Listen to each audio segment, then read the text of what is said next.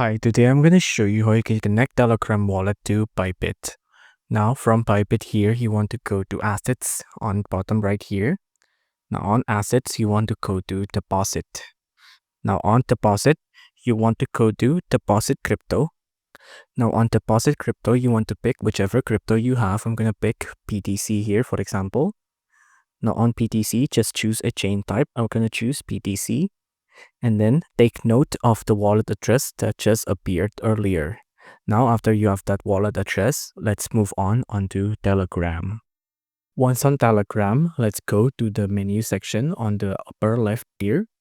On here, you want to go to wallet.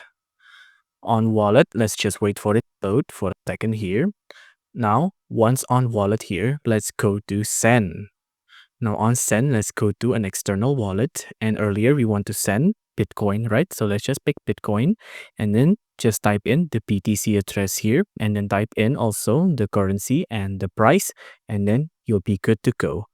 If you like this video, please do consider liking and subscribing.